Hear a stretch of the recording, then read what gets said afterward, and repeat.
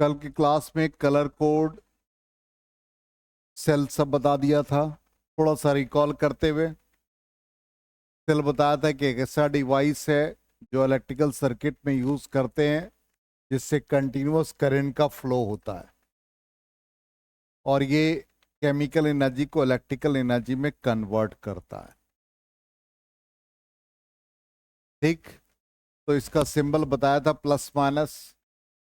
और जब हम इसको करंट इसमें फ्लो नहीं करता है तो जो potential difference across the terminals बताता है उसी को हम लोग ईएमएफ कहते हैं जब ओपन सर्किट होता है। जब क्लोज सर्किट होता है तो वो टर्मिनल पोटेंशियल डिफरेंस मेजर करता है। और इंटरनल रेजिस्टेंस सेल का बताया था कि जिसका वैल्यू हम लोग निकालेंगे आज। कल भी शायद हम लोगों ने एक सर्किट इक्वेशन निकाला था कि opposition offered by the electrolyte, इसको हम लोग कहते हैं इंटरनल रेजिस्टेंस। ये डिपेंड करता है concentration, separation between the electrodes, area जो हम लोग इलेक्ट्रोड यूज करते हैं। तो इसमें कहता है कि जितना ज़्यादा सेपरेशन होगा उतना इसका इंटरनल रेजिस्टेंस ज़्यादा होगा। कंडक्टिविटी इलेक्ट्रोलाइट का यदि ज़्यादा होगा तो लेसर इंटरनल रेजिस्टेंस होगा। इंटरनल रेजिस्टेंस सेल का इन्वर्सली प्रोपोर्शनल टू एरिया है, तो एरिया यदि बड़ा लार्जर है तो इंटरनल रेजिस्टेंस कम होगा। ये सब कल डिस्कशन हो गया था। सर्किट इक्वेशन के लिए बताया था कि जैसे ये सोर्स ऑफ ईएमएफ और इसका इंटरनल रेजिस्टेंस है, इसको यदि हम एक वायर से कनेक्ट कर दें और उसका एक्सटर्नल रेजिस्टेंस आर है तो इसके क्रॉस जो पोटेंशियल डिफरेंस होगा उसको हम लोग कैपिटल वी से रिप्रेजेंट करते हैं। तो इसके क्रॉस पोटेंशियल को वी से रिप्रेजेंट किया और स्मॉल वी जो होगा वो इंटरनल रेजिस्टेंस के क्रॉस होगा। तो कल के क्लास में हम लोगों ने इसको बताया भी था कि टोटल जो ईएमएफ होगा वो V प्लस कैपिटल V, ये इंटरनल रेजिस्टेंस के क्रॉस है और ये एक्सटर्नल रेजिस्टेंस के एक क्रॉस है। तो इससे हम लोगों को यहाँ पर ये R plus R into I मिला। इसका मतलब I is equal to E by R plus R. इसी को हम लोग सर्किट इक्वेशन कहते हैं। और जब भी हम लोग करंट निकालेंगे तो यहाँ पर E की जगह पर लिख देंगे टोटल ईएमएफ और R प्लस आर की जगह पर हम लोग यूज करेंगे टोटल रेजिस्टेंस। और एक जो सबसे इंपॉर्टेंट पार्ट है यहाँ पर ये याद रखना है कि इंटरनल रेजिस्टेंस हमेशा सीरीज में ज्वाइन होगा। इंटरनल रेजिस्टेंस हमेशा सीरीज में ज्वाइन होगा। ठीक, ये कल हम लोगों ने क्लास में निकाल लिया था। अब इसके बाद हम लोगों ने यहाँ पर ये वैल्यू निकालने के बाद टर्मिनल पोटेंशियल डिफरेंस का भी वैल्यू निकाला था, V is equal to E minus I R. और ये हम लोगों ने कंडीशन निकाला था कि यदि करंट का वैल्यू 0 होगा तो पोटेंशियल डिफरेंस ईएमएफ के बराबर होगा। दूसरा कंडीशन निकाला था कि यदि आई का वैल्यू पॉजिटिव होगा, जब हम लोग करंट सप्लाई ले लेते हैं तो टर्मिनल पोटेंशियल डिफरेंस, या हम इन्वर्टर से यदि हम करंट ड्रॉ कर लेते हैं, जो समय हमने कहा था कि वो बैटरी डिस्चार्ज हो रहा है, तो टर्मिनल पोटेंशियल डिफरेंस का वैल्यू ईएमएफ से कम होता है। और जब इन्वर्टर को हम लोग चार्ज करते हैं तो करंट का वैल्यू नेगेटिव, तो V is equal to E plus I R. इसमें टर्मिनल पोटेंशियल डिफरेंस ईएमएफ से ज्यादा। ठीक, ये हम लोगों ने कल पढ़ लिया था। अब इंटरनल रेजिस्टेंस का वैल्यू निकालने के लिए जा रहे हैं जो कि ये आता है। ये कैसे आता है, वो सर्किट इक्वेशन जो था वही यूज करेंगे आप। तो यहां पर हम लोग क्या लिखते हैं, जैसे टर्मिनल पोटेंशियल डिफरेंस हम लोग यूज करते हैं V is equal to I R. और I को हम लोगों ने क्या लिखा है, total EMF by total resistance. तो इससे आ जाएगा VR प्लस VR और इसको हम लोग ER लिख देंगे। तो VR is equal to E minus V into R। तो इंटरनल रेजिस्टेंस का वैल्यू हो गया E by V minus 1 into R। तो तीन पैरामीटर आपको हमेशा यूज करना है, इसलिए तीनों इक्वेशन सर्किट का यूज करने आना चाहिए और ये आपको याद रहना चाहिए। I is equal to total EMF by total resistance, और टर्मिनल पोटेंशियल डिफरेंस का फॉर्मूला ये, और इंटरनल रेजिस्टेंस का फॉर्मूला ये तीन इक्वेशन आपको एकदम याद रहना चाहिए। एक जगह आप इसको बार बार लिखने की कोशिश करें याद करते हुए।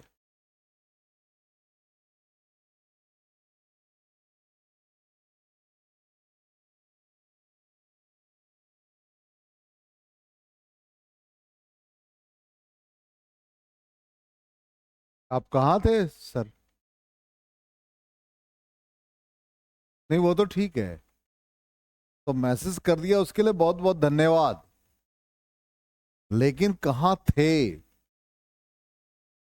क्या फीवर? हम्म।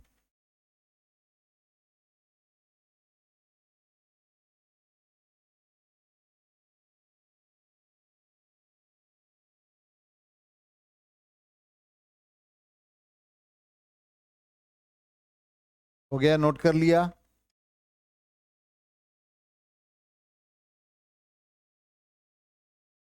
ये क्वेश्चन याद रहना चाहिए, इरेज करें।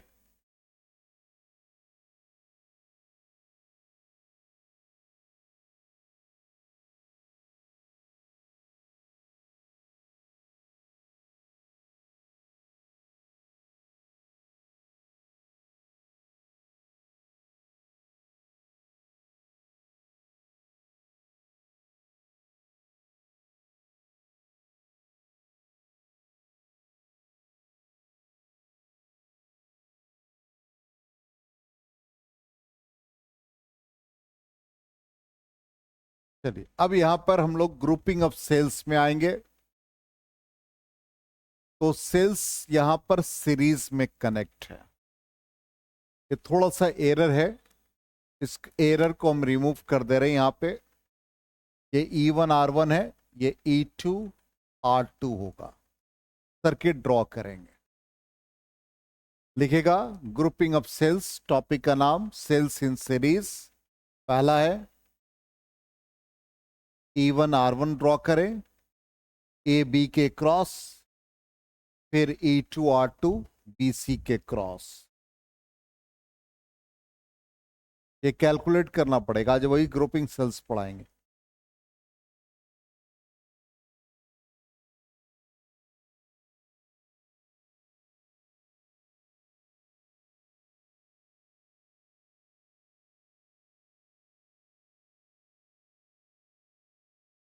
कर लिया ड्रॉ।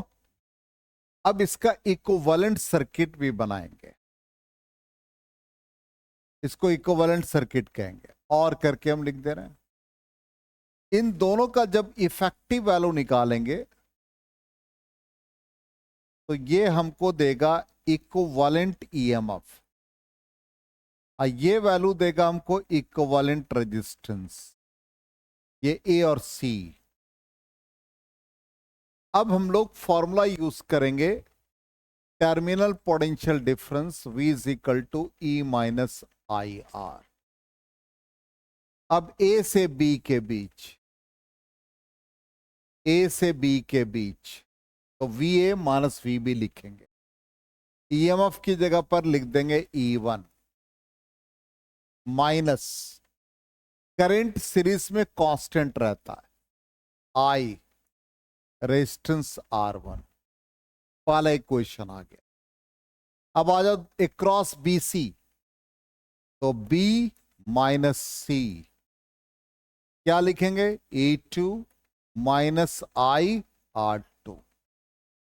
दोनों इक्वेशन को ऐड कर देंगे, VV cancel, VA minus VC, E1 plus E2 minus I common, R1 plus R2 हो गया। ये हमारा इक्वेशन मान लो A आया। अब इक्विवेलेंट सर्किट का, इस इक्विवेलेंट सर्किट का इक्वेशन लिखना है। तो ये VA माइनस VC, इसका EMF कितना? E equivalent minus I R equivalent, comparing equation A and B, A और बी को कंपेयर करो, तो एलएचएस इक्वल है, आरएचएस में इक्वल होने के लिए क्या करना पड़ेगा, इक्वलेंट कितने के बराबर आ गया, E1 plus E2, equivalent resistance कितना आ गया, R1 प्लस R2। तो सीरीज में जब भी होगा तो इक्विवेलेंट ईएमएफ दोनों का एडिशन और रेजिस्टेंस दोनों का एडिशन। यहां तक आ गया समझ में 100%। अब कहोगे कि सर हम इसको अप्लाई कैसे करेंगे, तो हमको सर्किट में ऐसा दिया रहेगा, ध्यान देना, ऐसे सर्किट में दिया रहेगा, ये 9 वोल्ट, ये 0.1 ओम, ये 6 वोल्ट, ये 0.2 ओम। कहेगा नेट ईएमएफ बताओ, क्या करेंगे, सिंपल, देखो क्या है, इसका माइनस इसके प्लस से कनेक्ट है, वैसा ही है सर्किट, इसलिए नेट ईएमएफ क्या बन गया, 15 वोल्ट। नेट रेजिस्टेंस कितना बन गया, 0.3 ओम। क्लियर, यस नो, चलिए नोट कर लीजिए।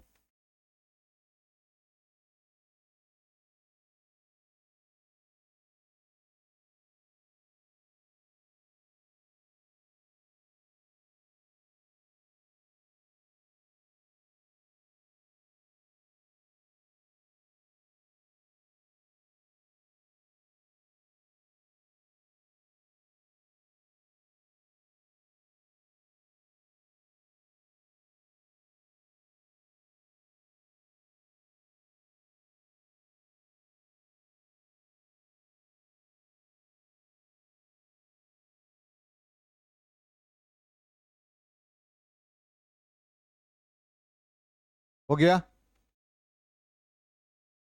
तो सीरीज में ये कंडीशन आ गया, जब दोनों ऑल्टरनेट टर्मिनल्स कनेक्ट है, मतलब इसका माइनस इसके प्लस से कनेक्ट है। अब यदि टर्मिनल को इंटरचेंज कर देंगे तो फॉर्मूला बदलेगा, इरेज करें,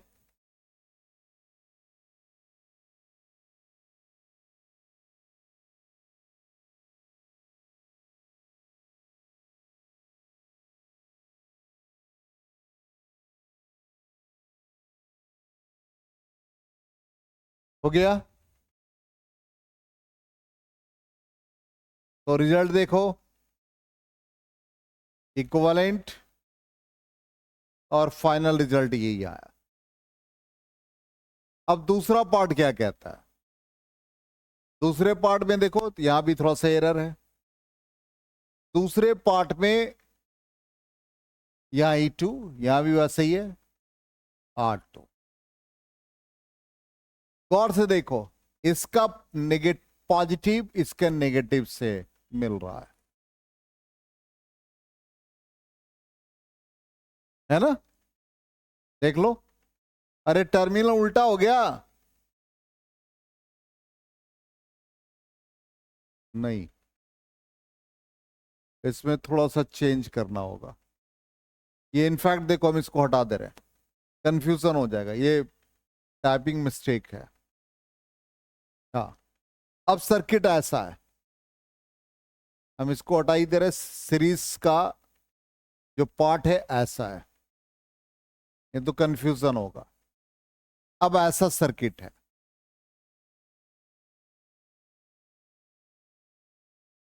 ये R1 है, ये A EMF E1, ये टर्मिनल B।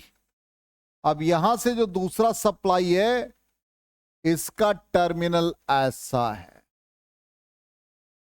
और ये R2 है। अब आ गया समझ में, टर्मिनल चेंज हो गया। ठीक, इसका इक्विवेलेंट सर्किट भी बना लो, ये दे देगा इक्विवेलेंट और रेजिस्टेंस भी इक्विवेलेंट, तो इक्विवेलेंट और इक्विवेलेंट, ए और सी नेमिंग कर दिया। अब इक्वेशन लिखेंगे, बस सही, terminal potential difference E minus I R.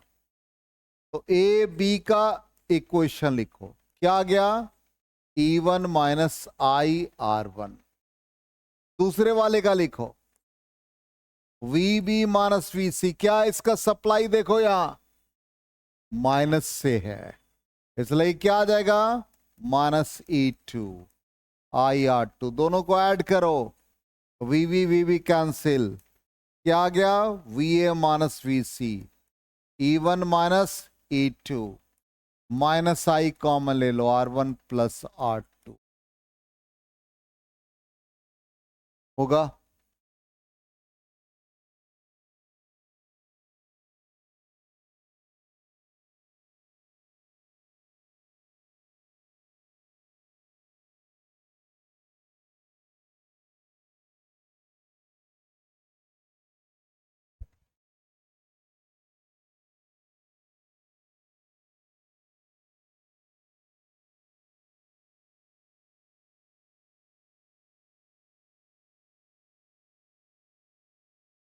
अब इसको कंपेयर करो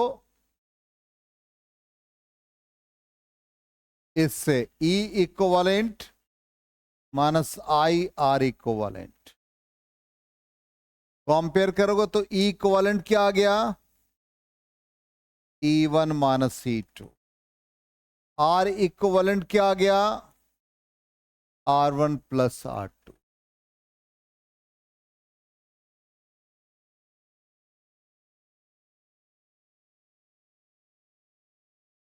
आया समझ में?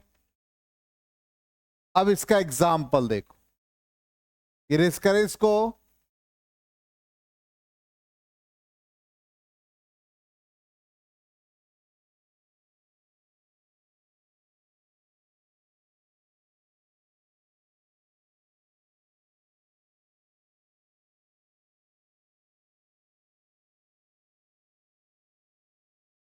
हो गया?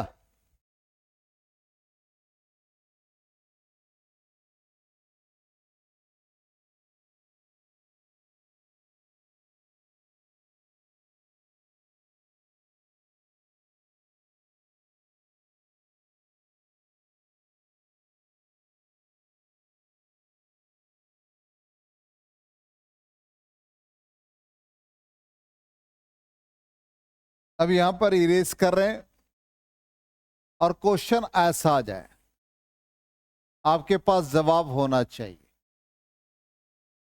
देखो सिंपल है, ऐसे सर्किट सब इतना इजी है। ये 1 ओम, ये भी 1 ओम। बताओ कितना हो गया टोटल ईएमएफ? ये याद रखना है, ये दोनों टर्मिनल सेम होना चाहिए। तो ये 9 माइनस 6 वोल्ट, तो क्या आ जाएगा? 3 वोल्ट।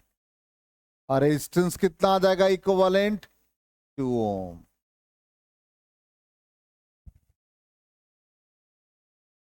हो गया?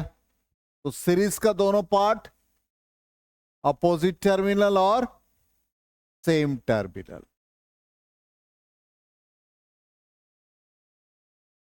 अब सीरीज में आइडेंटिकल रेजिस्टेंस हो जाए,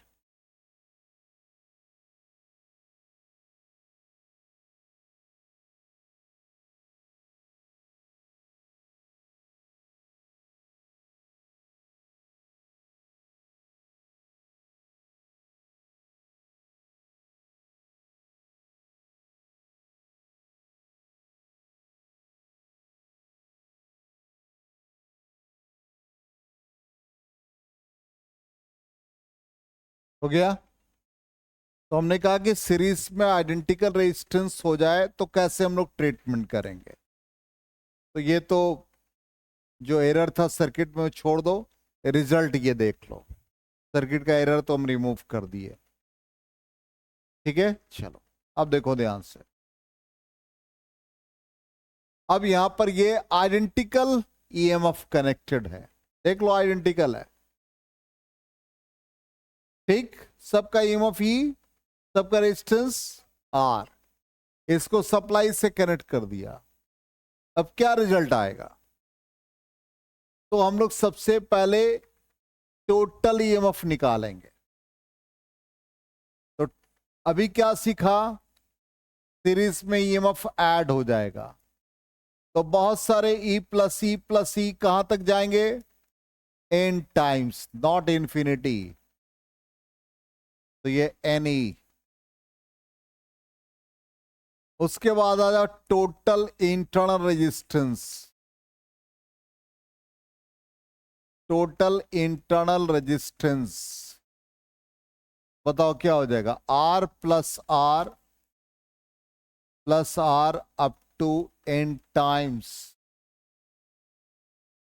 क्या बन जाएगा ये, एन इंटू आर बनेगा। टोटल करंट निकालेंगे, टोटल ईएमएफ कितना आ गया, एन ई, टोटल रेजिस्टेंस कितना आ गया, एन आर, एन आर किसका, इन सब का, और इसके साथ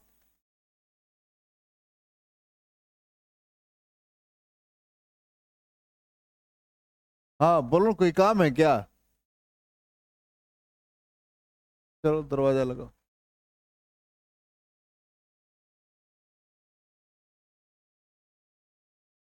तो यहां पर एन ई टोटल ईएमएफ हो गया न्यूमरेटर में, डिवाइड बाय टोटल रेजिस्टेंस, तो टोटल रेजिस्टेंस क्या हो गया, एन आर, और इसके साथ आर ऐड हो गया। अब यहां पर एक कंडीशन, पहला N R much larger than R हो जाए तो आर को नेग्लेक्ट कर देंगे, तो N E by N R means E by R आ जाएगा। दूसरा condition, N R much smaller than R, इसका मतलब एन आर नेग्लेक्ट हो जाएगा, तो ये एन ई बाई आर हो जाएगा। ये आइडेंटिकल रेजिस्टेंस के केसेस का है।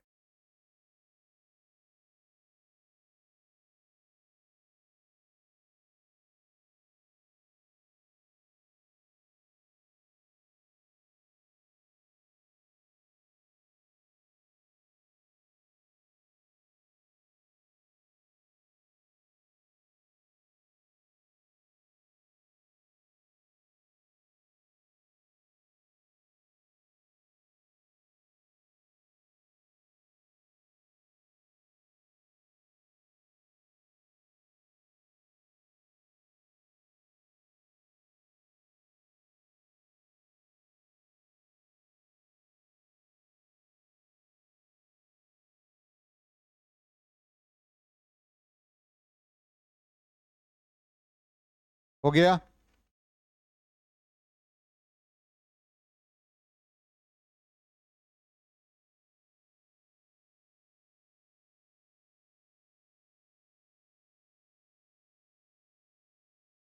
इरेज करें तो रिजल्ट भी देख लें।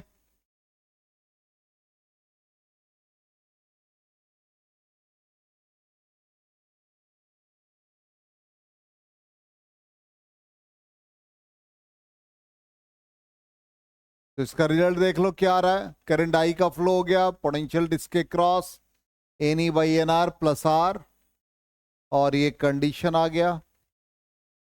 ठीक, अब आ जाए सेल्स इन पैरेलल। अब ये पैरेलल में फिर यहां पर देखो फिर एरर है, ये पता नहीं क्यों एरर आ रहा है, समझ में नहीं आ रहा, टाइपिंग मिस्टेक है, कोई बात नहीं, हम रिमूव कर दे रहे हैं।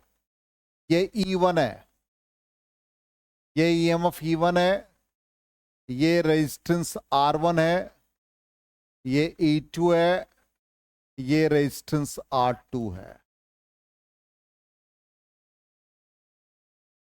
ठीक, या इसको हम सर्किट को हटा ही देते हैं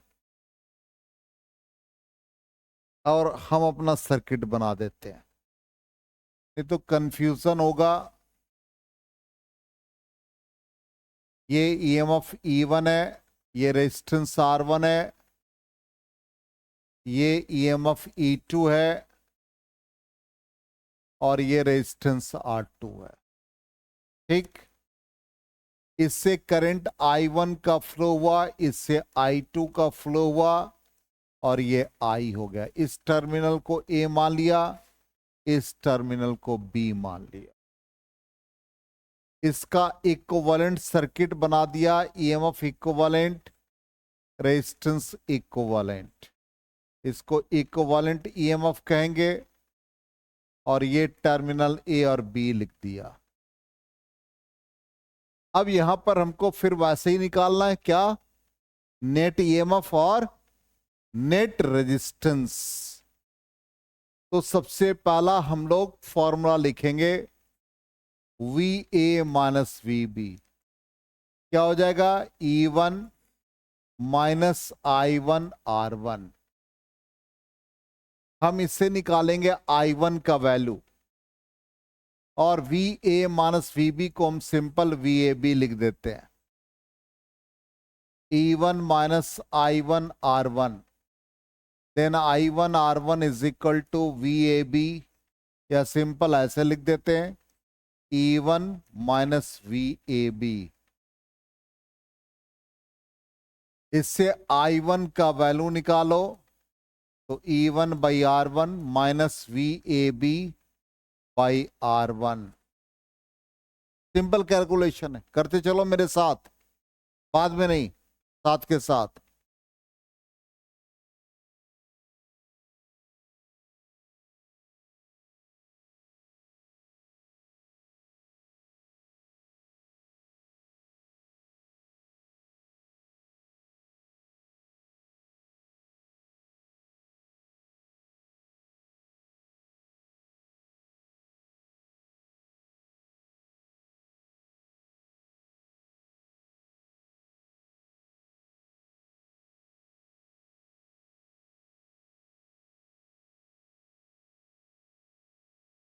हो गया। अब इसी तरह से दूसरा I2 की निकालोगे तो क्या बनेगा? E2 by R2 minus V A B by R2 बनेगा। Yes no? अब टोटल करंट कितने के बराबर है? I1 और I2 का सम कितने के बराबर? I के इक्वल। तो ये तो भाई हमको दे रखा है, since I is equal to क्या बना? I1 plus I2। अब I is equal to I1 का वैल्यू डालो, E1 by R1 minus V A B by R1 plus I2 का वैल्यू डालो E2 by R2 minus V A B by R2। अब यहां पर I is equal to E1 by R1 plus E2 by R2 minus V A B 1 by R1 plus 1 by R2। यहां तक ठीक है? Check करो।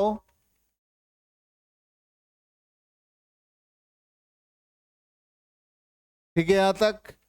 और जब कंपेयर करना होगा हमको तो वी ए बी से ही कंपेयर करना है, इसलिए वी ए बी को लेफ्ट साइड में ले आओ।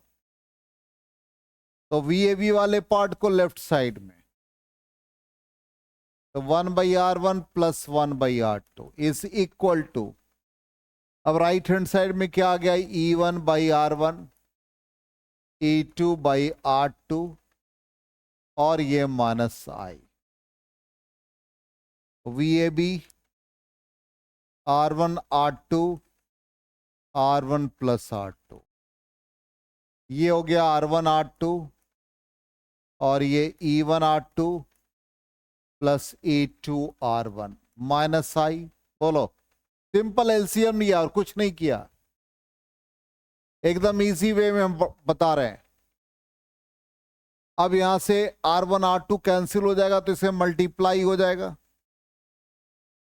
मतलब आप इसको ऐसे लिख सकते हो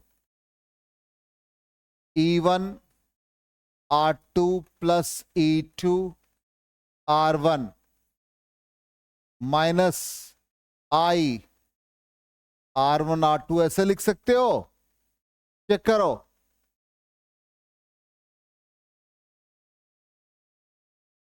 मैथमेटिकली लिख सकते हैं ना। अब ये R1 + R2 को डिवाइड कर दो, तो E1 R2 + E2 R1 divide by R1 + R2 minus I R1 R2 divide by R1 + R2। ये हमारा एक इक्वेशन आ गया। अब इसको हम लोग स्टैंडर्ड इक्वेशन से कंपेयर करेंगे।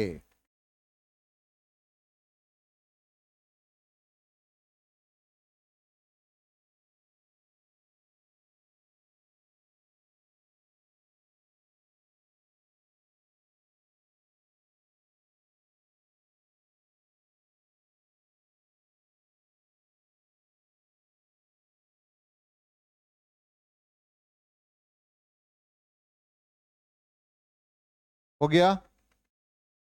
अब इसको इस इक्वेशन से कंपेयर करो इक्विवेलेंट सर्किट से।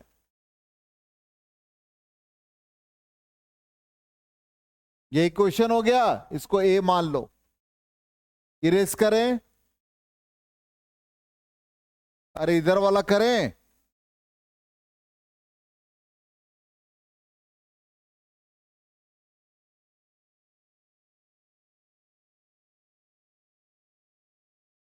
अब इसको कंपेयर करें स्टैंडर्ड इक्वेशन से। तो ये हमारा बन जाएगा VA, फिर से हम लिख देते हैं यहां पर E1 R2 + E2 R1 divided by R1 + R2 minus I R1 R2 divide by R1 + R2। और इसको स्टैंडर्ड जो हमारा इक्विवेलेंट सर्किट है उससे कंपेयर करें। तो यहां हम लोग क्या लिखेंगे भाई, E equivalent I R equivalent. Compare करके बताओ कितना आ गया equivalent EMF। E1 R2 + E2 R1 divide by R1 + R2। और इक्विवेलेंट रेजिस्टेंस कितना आ गया, R1 R2 divide by R1 + R2। ये याद रखना पड़ेगा, तब जाकर कंप्लीट होगा आपका। आया समझ में? ये डेरिवेशन बहुत इंपॉर्टेंट है।